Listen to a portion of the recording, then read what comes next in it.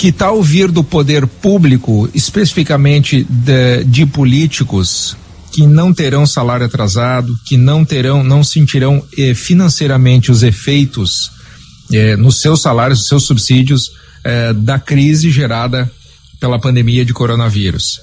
Começou lá por São Paulo. Em São Paulo, os deputados estaduais aprovaram na semana passada, quinta-feira passada, redução de 30% nos salários, redução de 40% na verba de gabinete e ainda servidores que ganham acima de R$6.100, diminuição progressiva dos seus vencimentos.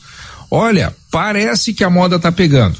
E aqui no Rio Grande do Sul está em discussão ainda, está no forno, mas está sendo proposta pela bancada do Partido Novo na Assembleia Legislativa uma medida muito semelhante. Deputado estadual Fábio Osterman, bom dia. Bom dia, Escola, Rosane, Carolina, prazer estar falando com você. Bom dia. A ideia é essa, o seu partido está encabeçando, o senhor e seu partido estão encabeçando a ideia de reduzir os salários dos deputados estaduais, por quê?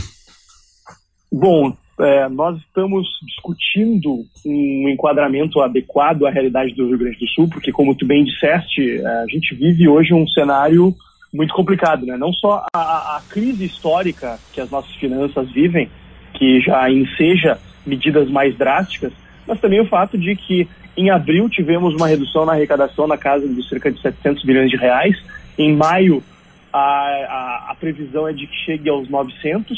Em junho talvez seja pior ainda, porque essas quedas, obviamente, elas acabam se avolumando, porque vai diminuindo, empresas vão quebrando, trabalhadores vão sendo demitidos e, obviamente, a arrecadação vai caindo, né? Ou seja, tem muita gente perdendo renda, perdendo emprego, e quem está no serviço público acaba ficando a salvo dessas crises, né? E acho que se a gente não fizer medidas de contenção mais profundas, o que vai acontecer é que no final do ano vai se chegar àquela decisão a respeito da manutenção, da majoração das alíquotas de ICMS, como vem sendo, né? O Rio Grande do Sul tem a segunda alíquota de ICMS mais alta do Brasil, e o governador vai acabar chegando com uma proposta para manter isso aí. O que, na opinião da nossa bancada, é inaceitável e é uma opção que não deve estar na mesa, mas cabe a nós, como Assembleia Legislativa, buscarmos construir alternativas também e cobrarmos dos outros poderes que façam sua parte. Então nós estamos construindo uma proposta nesse sentido, que traga a redução salarial para deputados, para assessores, para servidores também, que é importantíssimo, que aqueles que têm a vantagem da estabilidade, que na prática acaba sendo praticamente uma indemnissibilidade, ou seja, estão isentos do principal risco que os trabalhadores brasileiros correm diante dessa crise, que tenham também uma contribuição, né? Não pode o peso da crise ficar somente sobre o setor privado. O Rio Grande do Sul passa por dificuldades históricas que vão se aprofundar, portanto, e a gente precisa construir com a união de todos, com a solidariedade de todos, soluções, porque senão vai faltar dinheiro para a educação, vai faltar dinheiro para a saúde, obviamente, né? Já está faltando, não sobra dinheiro aqui no Rio Grande do Sul para a gente ter mais leitos de UTI, respiradores, etc. E se a crise se aprofundar ainda mais, a coisa só vai piorar. A proposta que vocês estão desenhando e escrevendo, ela é inspirada nessa aprovada em São Paulo. Isso. Em São Paulo houve uma proposta aprovada que estabelece uma redução na ordem de 30% para deputados estaduais e para servidores comissionados, né? Traz também uma redução em benefícios, cotas de gabinete, etc. Aqui na Assembleia já houve alguns avanços nesse sentido, e é importante reconhecer de público que a Assembleia Legislativa tem feito esforços, né? Fez um repasse na casa de 30 milhões de reais antecipados para o Poder Executivo recentemente, dando exemplo muito claramente para poderes como o Poder Judiciário, Ministério Público, que acabam vivendo ainda numa realidade à parte da crise no Rio Grande do Sul, né? Eu faço menção especial ao Judiciário, que detém hoje um fundo de reaparelhamento na ordem de R$1 bilhão e não deu qualquer sinal de contribuir efetivamente com essa crise. Eu me pergunto, será que eles estão esperando que o Estado do Rio Grande do Sul chegue numa situação de colapso do nosso sistema de saúde, do nosso sistema de assistência social, para fazer isso? Porque é importante ressaltar que esse recurso não é do Judiciário, não é do presidente do Tribunal de Justiça. Esse recurso é do povo do Rio Grande do Sul, e o Poder Judiciário é o gestor dessas verbas, assim como o Poder Legislativo é o gestor das verbas que vem estruturalmente repassando para o Poder Executivo fazer um bom uso e aplicar no enfrentamento à crise. Então, apesar de nós ainda estarmos discutindo essa proposta, e iremos levar aos colegas deputados da Frente Parlamentar de Combate aos Privilégios, que vem sendo um fórum interessantíssimo para a construção de medidas nesse sentido, né, que busquem adequar a realidade do serviço público do Estado do Rio Grande do Sul à realidade da população. A gente acredita que é importante que se tome medidas mais drásticas como essas. E deputado, qual é a recepção, dos demais colegas com relação a essa proposta que vocês apresentaram? Como é que estão essas negociações iniciais? Como eu disse, nós não apresentamos ainda essa proposta. Nem conversaram. Nós conversamos com alguns já. A gente teve reações mistas. Felizmente, uma boa parcela dos deputados, que acho que cabe ressaltar, demonstrou compreender a necessidade de medidas como essa. Obviamente, ninguém gostaria de cortar na própria carne, mas uma boa parcela entende hoje a necessidade disso. Então, acho que uma medida como essa tem grandes chances de prosperar, até porque está cada vez mais presente nos deputados a percepção e o entendimento de que nós, como representantes do povo, precisamos dar exemplo. Obviamente, a gente não pode ficar fazendo demagogia de eu vou abrir mão só do meu salário. Não, acho que tem que ser medidas que tenham um impacto fiscal efetivo, né? E nesse sentido, a nossa bancada tem buscado também dar exemplo.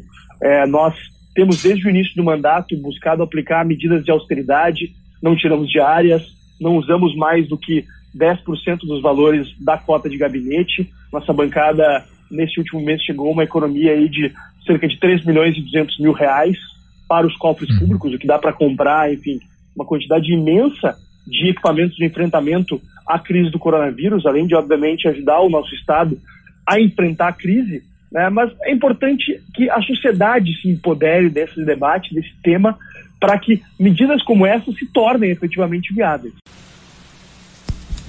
Fábio? Vai, Rosane. Em relação aos servidores dos outros poderes, a gente sabe que há uma resistência, o senhor já falou dessas conversas, mas enfim, não passa pela decisão da Assembleia porque tem a autonomia dos outros poderes.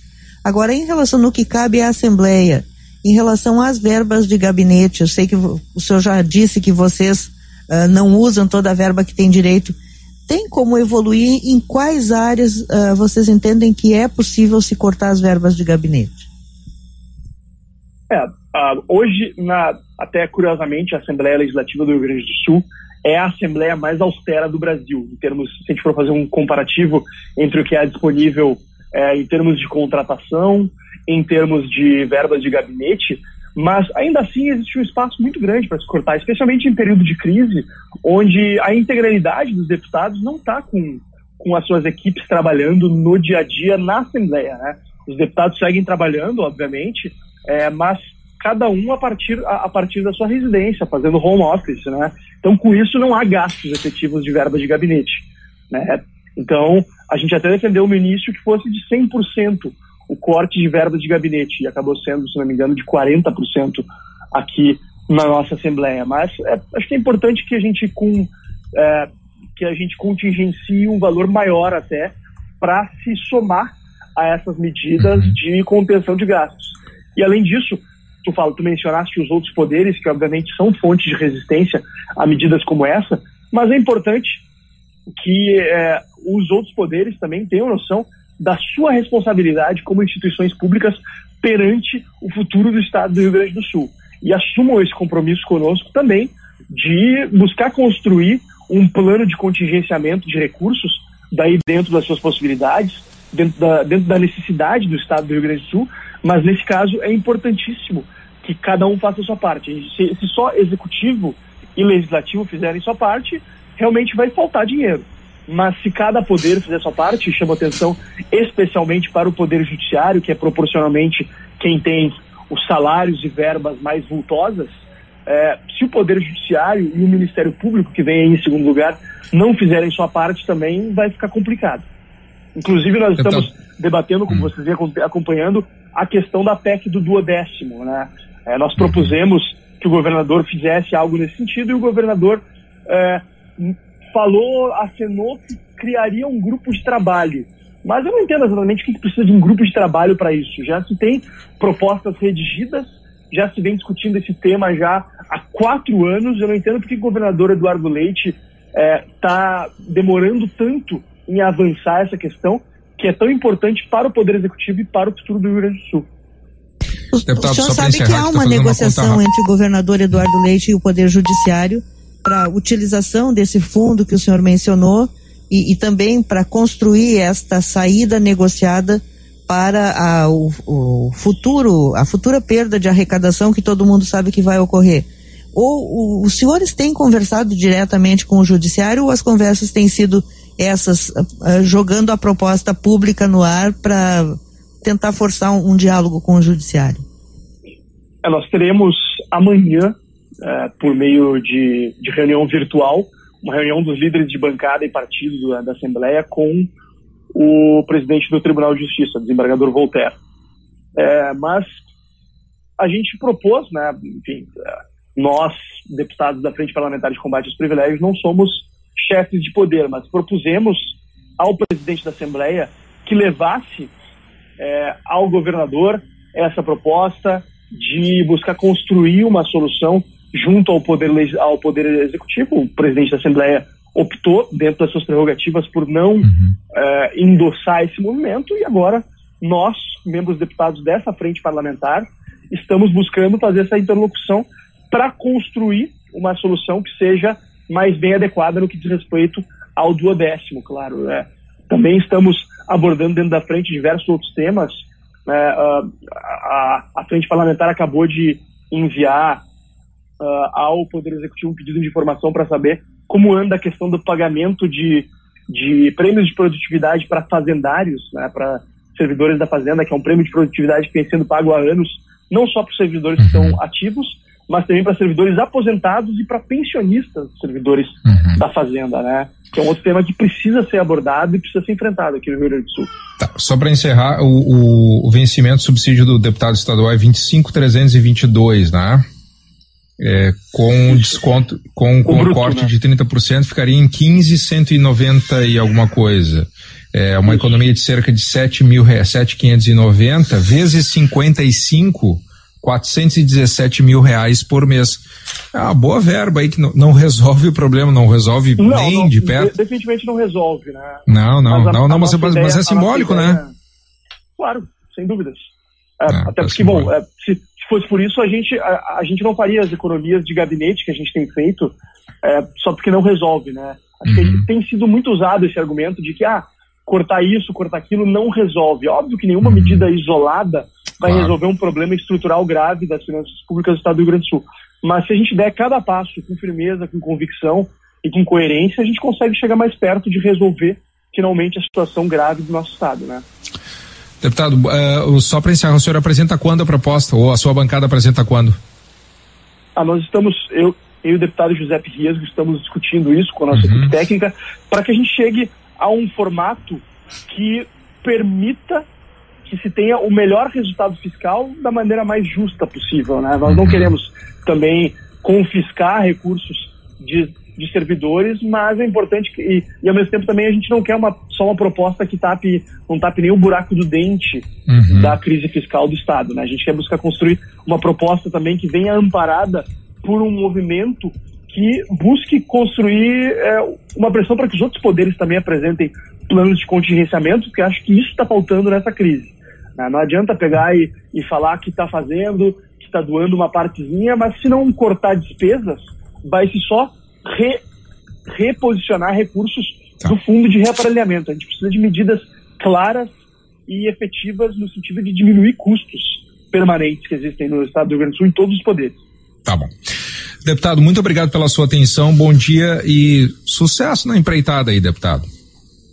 Valeu, obrigado, bom dia a todos, um grande abraço e vamos em frente.